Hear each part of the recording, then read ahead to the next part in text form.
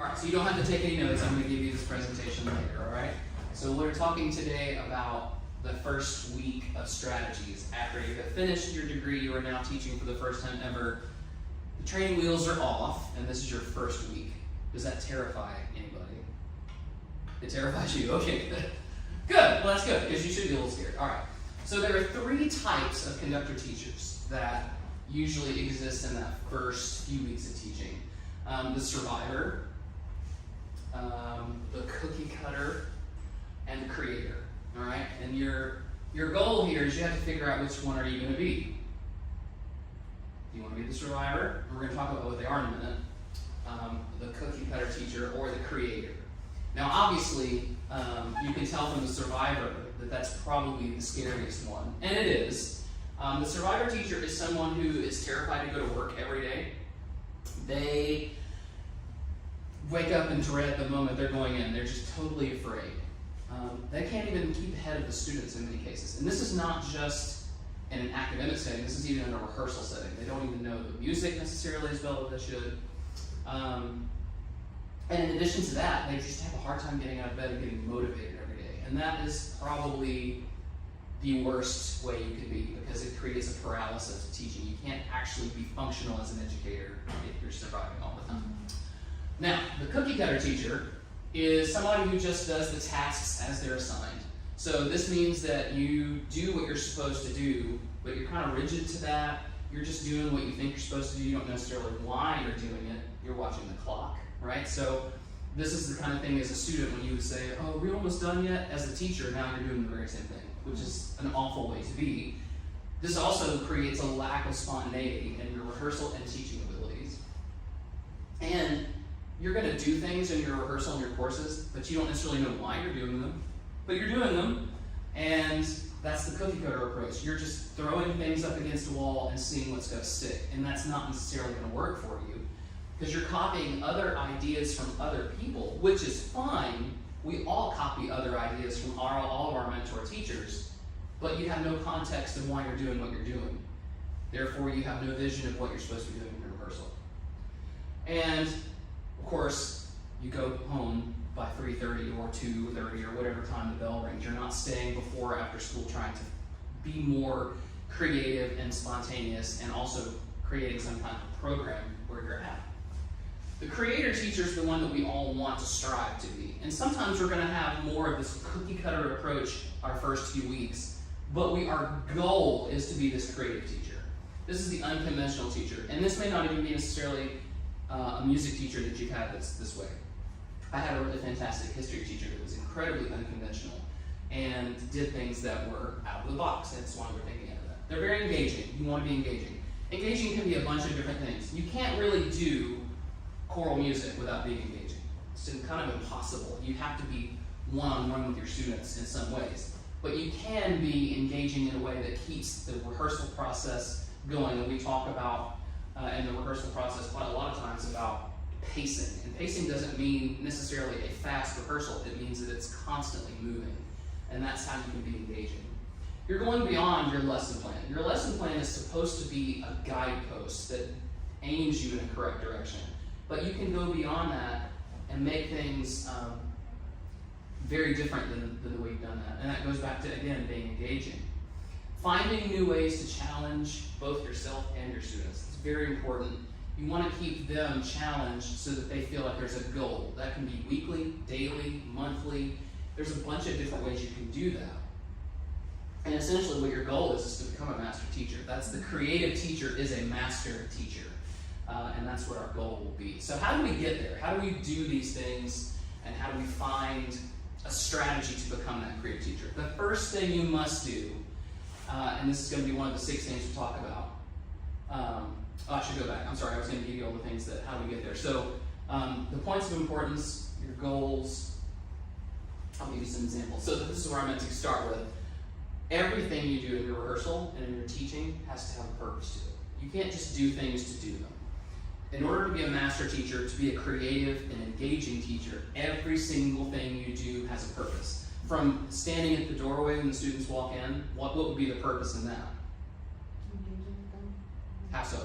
Having good energy. energy starting off on a positive. Yeah, they immediately see you when you walk in, right? What else? Just to, feel your presence, know that you're there. Yeah, it's important for them to feel that you acknowledge them coming in the room, and the purpose for that is letting them know, I'm here and we have a set assignment to do. And you may have a board assignment for them. It could be a rhythm. You may develop a system where they warm each other up. You may develop a rhythm system where they learn a rhythm on the board. There's a bunch of different ways you can do that, but whatever purpose it serves, you should know that before you do that activity. We don't, again, going back to cookie cutter, we don't just do things that we saw our teachers doing without knowing why we do them. There's always needs to be some type of purpose. So for example, when you do something without a purpose, it kind of falls in line with this quote. So Plato says that wise men speak when they have something to say, but fools speak just to say something. And that's the whole idea of we talk when we don't know what we're doing. We're just trying to fill space and fill time. And that's not purposeful. And you've all had teachers and professors like this, that you're just trying to fill time and get through the hour or the 90-minute period when they have absolutely nothing important or purposeful to say, and you don't want to do that. So I always had a group activity at the beginning of every one I taught high school that I did. And what I did was I came up with the idea of a caterpillar. Now this is a very elementary activity to the high school students in their mind. They think this is silly. What I would do is I would divide the group up, and it could have been the treble choir, tenor bass choir, mixed choir, it didn't matter which one. I did this with all of my choirs. And I didn't divide them by section or by gender. I divided them up in an awkward way. So I might have one group with 11 members, one with 13, one with 9, one with 12. It could be an even or odd number. It didn't matter. The whole idea was that they had to create a caterpillar, and it had a certain number of arms and legs, and it had to walk, and their arms had to move. Now, what they would do is spend about 10 minutes of the first day doing this. We would, of course, warm up. I did always have them sing first, but this was the first big activity we did. And I did it for years. I even did it when I first started teaching college, because it's a great icebreaker. When the group doesn't know me, they don't know each other as well. And even if they know a lot of each other, they don't necessarily know everyone in the group. So it's an icebreaker. That was the first purpose. But there's a lot of other subtleties underneath. It's a team building exercise. And it's not a team building exercise by soprano, alto, tenor, bass, or male versus female, or any number of things you could say. It's literally creating a team amongst all the members of the group. I also very quickly can sit back while they're doing this and find out who are the leaders of my group, and find out who are the workers, and there are always going to be people that identify as one or the other. And then sometimes you'll have the passive learners and the active people. The passive participants are the ones that you really want to find out who they are, so you can constantly push them to be more engaged and more active. You don't have to worry about your active students. They're always going to be with you. These are the ones you want to win over and get them going, right? So the purpose behind this activity was to get all of these things done. So we start with the icebreaker, and that's what they're thinking it is. In their mind, the purpose is icebreaker. They also might think this, but this is what I'm really looking for. All right? And you can come up with any type of activity that you want to like this. Any other thing that you could think of that this could be? I think it shows you who are shy and who are extroverted. That's right, yeah. Which, again, it's not necessarily passive and active in the sense of how they engage in the rehearsal setting, but yeah, you might have people that socially don't feel comfortable, being as extroverted. Or sometimes you'll have a person who might be introverted in a group setting, but maybe in a smaller group feels a little more comfortable. You can figure this out, and this helps you really individualize the way you teach and interact with your students. So obviously the first and most important thing you do is everything you do, everything has to have a purpose. And then this is going to go without saying, and this is the truth with anything, is you have to plan for you to be successful. I came up with this little diagram here, just talking about the different ideas for the planning. Planning is all of these things and more, right? You're planning for your future. You're planning because it helps you make decisions. It's the way you manage what you do. Your goals are created this way. It's constant. It's continuous, and it's always something that helps you keep going. And if you don't plan, trouble tends to ensue. You have to prepare for every single class or rehearsal situation. That's a given. You need to be able to give your students some type of syllabus or syllabi for multiple classes, not just for the students, but also for the parents. That's going to be important for them to have a calendar, to know what's going to be expected of them every semester. Your lesson plans, which we've already talked about. And these are going to be, there's two types of lesson plans, which later on in the semester we'll talk more about, but there's your lesson plans, which for me, I have a little pad that I keep on my piano that I know what I'm doing that day. And then there's your more organized lesson plans that you're going to actually have for your administrators. You might have them on the wall, you might have them in a binder, or there could be a bunch of different ways. But you always need to have your lesson plan and the one for the administrator. Score preparation, which we're going to get into in just a minute, how important that is. And then figure out what kind of system of solfege, or I don't tend to agree with using note names or counting on numbers. I prefer solfege and the Kadai method, but figuring out whatever system you're going to use and knowing that in the beginning so that you can plan for the year. Anything else you'd add to this from planning? I think you can always have a ton of things. Behavioral management chart. So like a discipline? Yeah. Well, we're going to get to that in a minute because discipline is certainly a major part of that. So I'm pin that because we're coming to it in class roles. Like it's going to go with discipline, so pin that. Anything else besides that with your planning? Some sort of seating chart or diagram. Oh, that's great, yeah. So a way for them to actually know where to go every day, right? So that they know where they're supposed to sit. So you can take a role that way. I mean, there's just a ton of different ways you can plan. Now, we talked about score setting a minute ago. This is just an example of the Margaret Hillis score from one of the major works that she did. And this was her system. I don't ever encourage anyone to, again, cookie cutter and use someone else's system. It worked for her. Whatever you do when you're studying your music, find something that works for you. You have to know every single part and be able to sing it and play it, sometimes both at the same time. You need to find a system that works. Margaret Hillis would put triangles over things that were triple meter, circles that were things in, not triple meter, but compound and simple. And then she used red for forte, piano for decrescendo and piano, and then highlighted the voice parts with yellow. If that's too much for you, don't do it. Find something that works for you. You can also create warm-ups out of your score study. For example, if you're doing a Renaissance piece, and you tend to think in major keys, and the problem with that is, what if you're doing a piece that's in the Dorian? That's a ray to ray, so you're going to have to do a scale ray to ray. That's an automatic thing you learn from your score studies, knowing, oh, that's not in a major key. It's not even in a key, it's in a mode of some type. So those are the kind of things that you learn and you can build warm-ups. So anything that goes along with planning and score study is very important. Now, this is a big thing that you're going to have to deal with. Right now, you're a vocal student. In your mind, you think like a student. Everything you do and have done since age 3, really, has been, I'm a student and someone stands up in front of me and gives me information. And then all of a sudden, week 1, you're now at this. That's called a paradigm shift. And what that means is that you become a teacher after having been a student forever. It's like the first time you get behind the wheel of a car. You're no longer a passenger, you're not in control of a 5,000-pound vehicle. Except now it's not a vehicle, you're in charge of 20, 30, 40, 50, 60, 70, 80 students, right? So you have to think differently. You have to think of the students now more than yourself.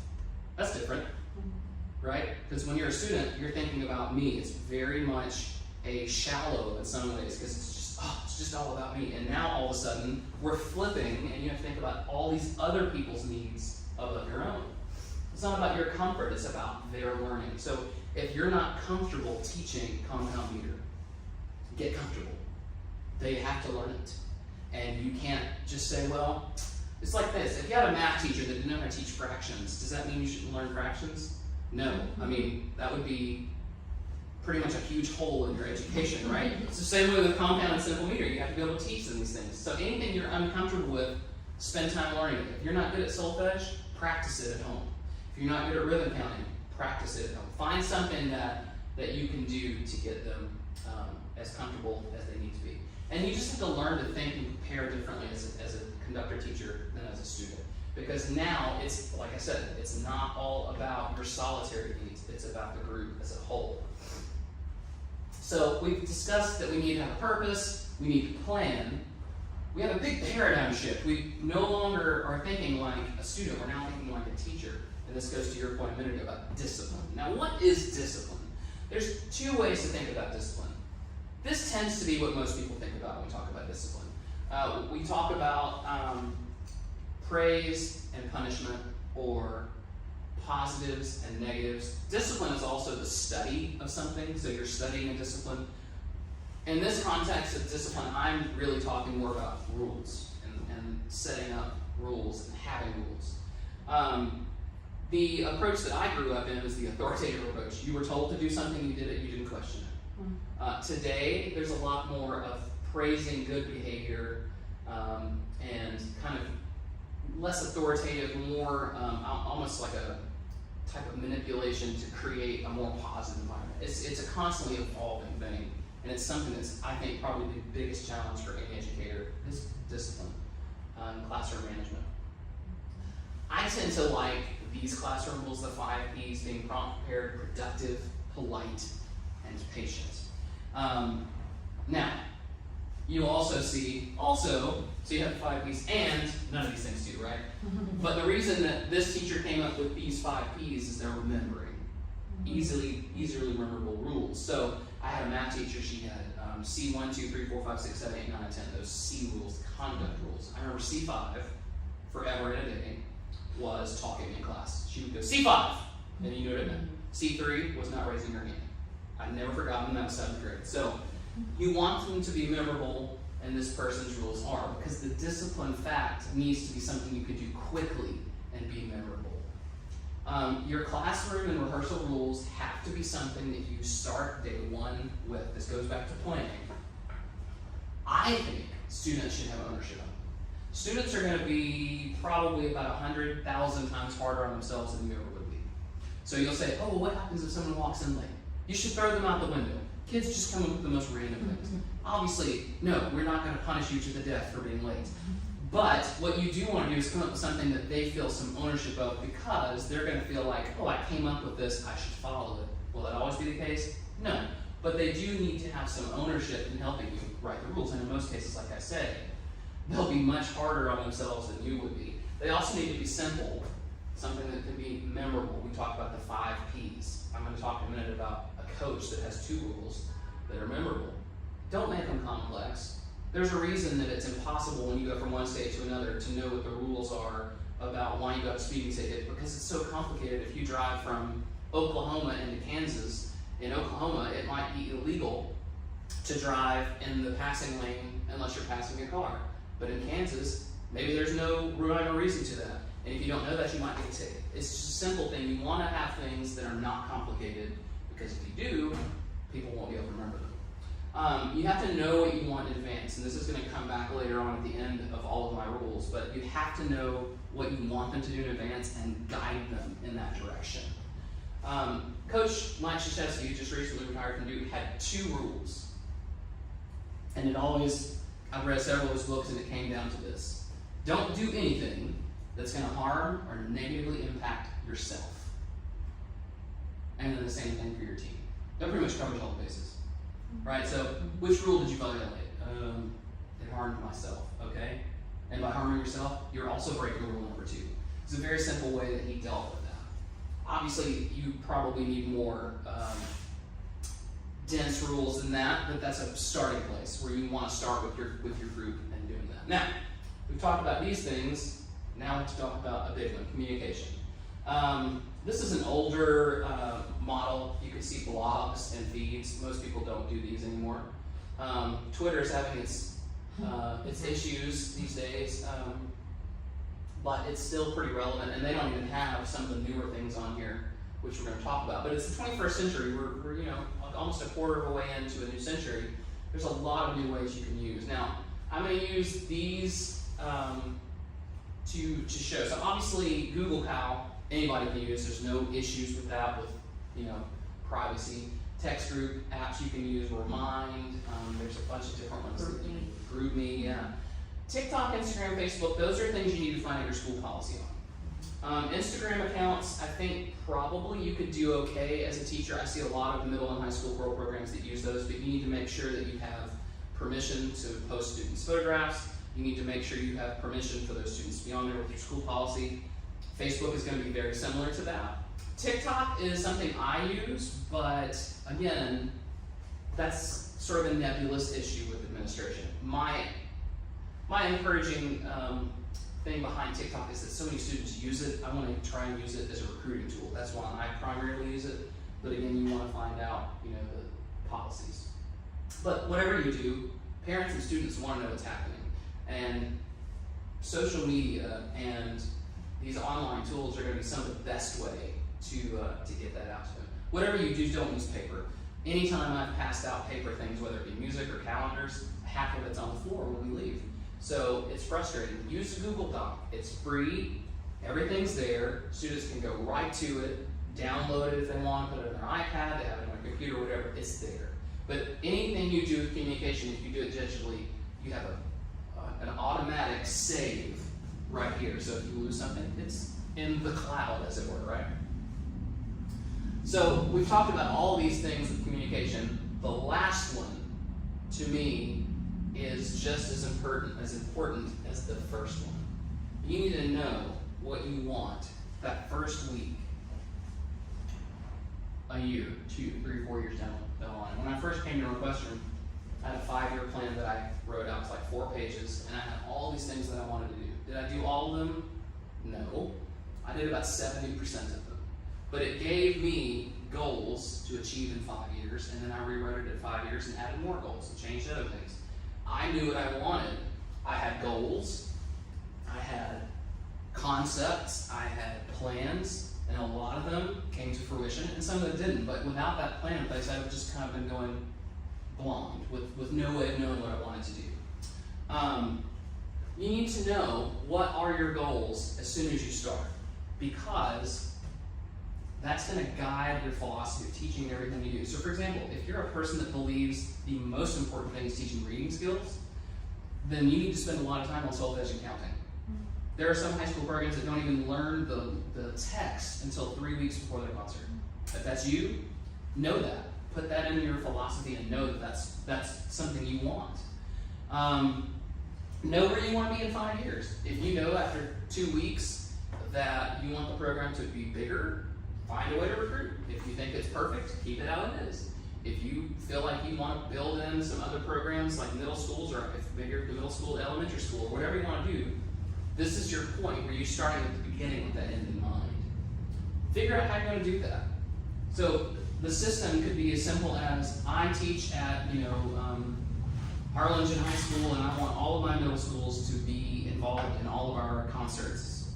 How am I going to do that? You create a system in place for that. And in any case, whatever you're doing, you always have to remember your beginning goals.